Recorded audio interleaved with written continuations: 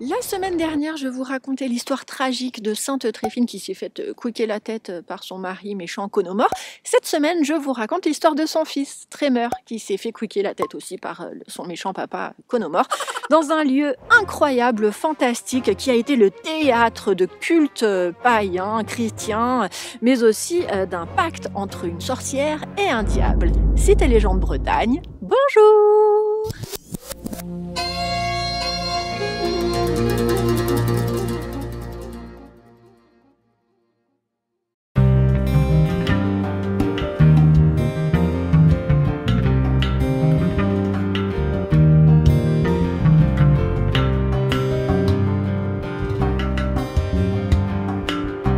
Je vous accueille cette semaine à Guerlesquin, qui fait partie de la baie de Morlaix dans le nord du Finistère. Le nom breton de Guerlesquin est Guerlesquin, provenant des mots guern, qui veut dire marais, et gliskin, qui est un nom propre. Voilà, donc Guerlesquin voudrait dire le marais de monsieur ou madame Gliskin. À Guerlesquin, entre autres bijoux patrimoniaux, se trouve la chapelle Saint-Trémeur, Trémeur qui est le fils de Sainte Tréfine de Vannes et du méchant tyrannique Conomor, tellement méchant et tyrannique qu'il en a couiqué sa femme et puis couiqué son fils aussi. Je vous raconte ça.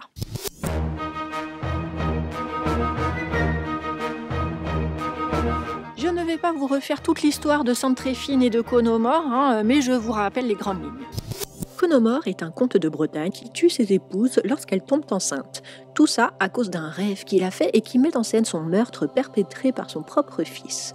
Un jour, il épouse Tréfine, la fille du roi de Vannes, Varroc, qui accepte ce mariage tout en confiant la sécurité de sa fille à Gildas, un moine du pays vannetais. Peu après, Tréfine tombe enceinte, son mari Conomor se transforme en un monstre sanguinaire, Tréfine fuit dans les bois, mais Conomor la rattrape et lui couique la tête. Gildas arrive ensuite, il prend la tête de la jeune femme et la lui remet sur ses épaules. Le miracle opère, Tréfine ressuscite.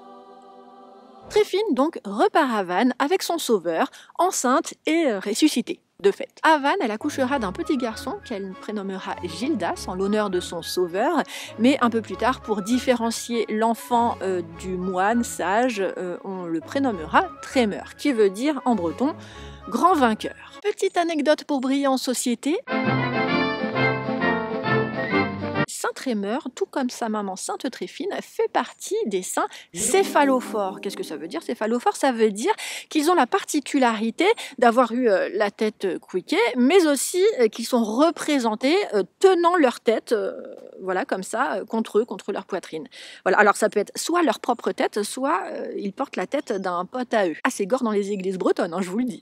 Oui, alors je dis couiquer, mais vous comprendrez que c'est couiquer, c'est ça, c'est pour éviter la censure. Voilà, faites un effort pour comprendre aussi. Donc Trémeur, la tête couiquée aussi, mais que s'est-il passé? À son retour à Vannes, Tréfine donc donne naissance à son petit garçon qu'elle confiera à Gildas le moine, afin qu'il soit éduqué dans son monastère à Ruisse. Tréfine, restée à Vannes, elle, est assaillie par la population qui a eu vent du miracle, évidemment, une tête qui reposait sur une ressuscité. Enfin, je veux dire, c'est tout le pays, avant de ça, tout le pays se ramasse à Vannes pour aller voir Tréfine, la toucher, voir qu'elle est, constater qu'elle est véritablement vivante, peut-être voir si petite cicatrice, je ne sais pas, mais en tout cas, Tréfine est assaillie par la masse humaine qui veut voir ce miracle, mais elle, la notoriété, ça ne lui plaît pas du tout, c'est pas du tout son truc. Elle se retire donc dans un couvent dans lequel elle va prier toute sa vie et elle finira comme ça, très, très vieille, paraît-il, à prier dans son couvent. Trémeur, lui, de son côté, grandit dans son monastère à Ruisse.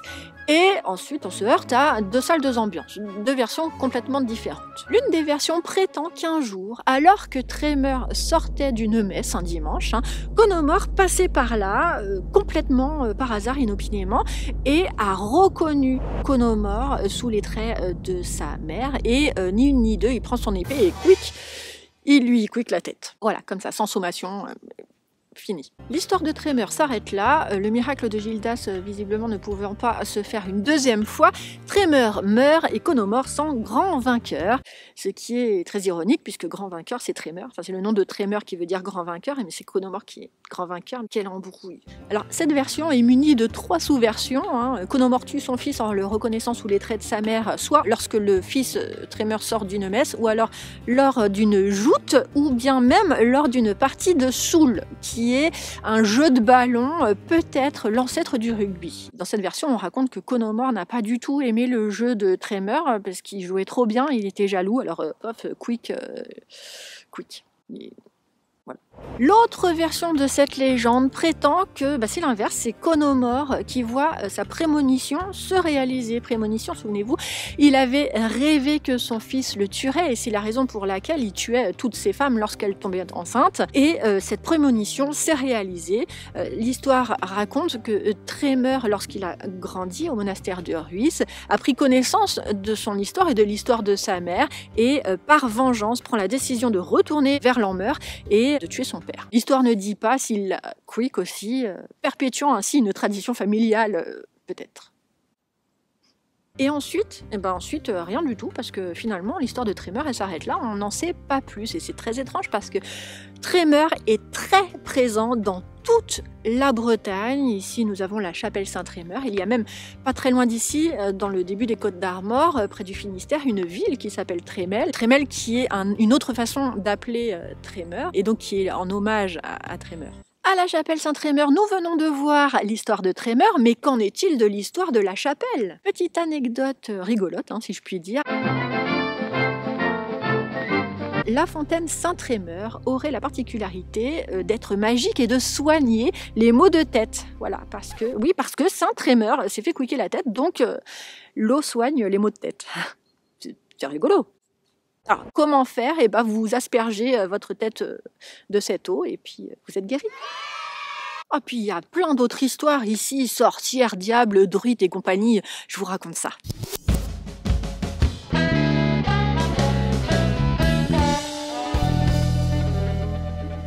Ici, ce lieu est un site qui a toujours été consacré à des cultes de toutes sortes, et ce, depuis toujours. Il existe des mégalithes à Guerlesquin qui attestent d'une présence humaine liée à des cultes datant du néolithique. Et l'un d'eux est un menhir énorme de 6 mètres de haut qui a un lien avec ce site ici, et ce lien, c'est une sorcière.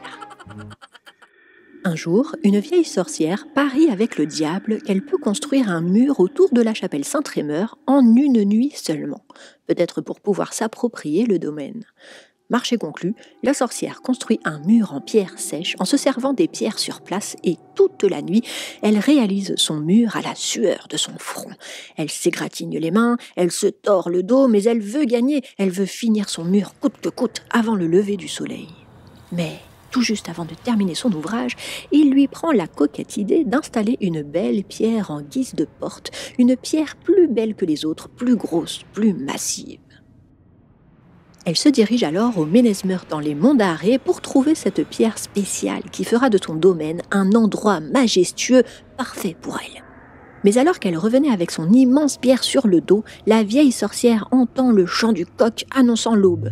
Folle de rage, elle lance violemment la pierre qui retombe alors à Guerlesquin, non loin du site de la chapelle Trémeur.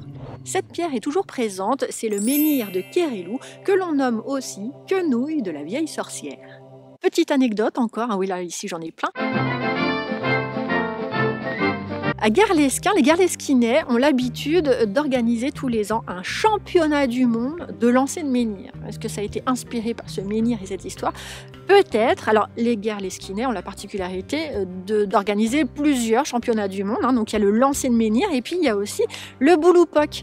Et tout ça, je vais vous raconter tout ça un jour dans une autre vidéo. Abonnez-vous!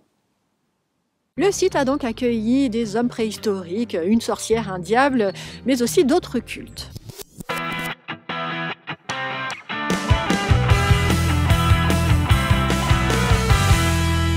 Nous nos ancêtres celtes ont investi eux aussi ce site. Ce sont les Ossymes. Les Ossymes, je vous en parle un petit peu déjà dans la vidéo sur le camp d'Artus à Huelgoat. Les Ossymes, c'est un peuple celte établi sur un territoire qui couvre tout le Finistère jusqu'à déborder sur les côtes d'Armor à peu près. Et ça date d'avant Jésus, ça date même d'avant Jules César. Donc on suppose que ce site a vu nombre de cultes se succéder. Le paganisme c'est certain, avec ici des autels liés à des rites menés par des druides. Peut-être que le site a aussi accueilli ici des offices liés à la mythologie romaine, alors ça on ne le sait pas du tout, mais ce n'est pas improbable du tout. Et puis à partir du 5e siècle, bien sûr, le culte du Christ autour d'une religion monothéiste prend place. Et ça, on en est sûr, la moindre fontaine druidique ou autel qui servait à des rituels païens était aussitôt pris par les chrétiens qui s'imposaient, qui prenaient la place et qui prenaient aussi le pouvoir ou la magie du lieu en établissant un saint plutôt qu'un culte païen. C'est du vol de magie? Oui. Une fontaine guérisseuse, initialement, elle est druidique, et puis les chrétiens sont arrivés et ont pris le pouvoir qu'elle attribue aux saints qu'elle nomme, et puis elle devient catholique par la force des choses, la magie païenne devient le miracle de Dieu. La première construction de la chapelle ici date du XIIe siècle, et puis depuis elle a été abandonnée, agrandie, rénovée, démolie, reconstruite, et sa dernière rénovation date de 1996. Nous sommes ici sur un site incroyable, fantastique. Moi, je trouve qu'il y a une ambiance un peu mystique, spéciale. Lorsque vous foulez la terre de ce site, dites-vous que vous marchez sur les pas de différents peuples depuis la préhistoire. Et puis les Celtes, les Gallois, les Irlandais, les Romains sûrement, et les Bretons bien sûr. Ils ont tous en commun d'avoir prononcé des prières ici, sur le site de la chapelle Saint-Rémeur.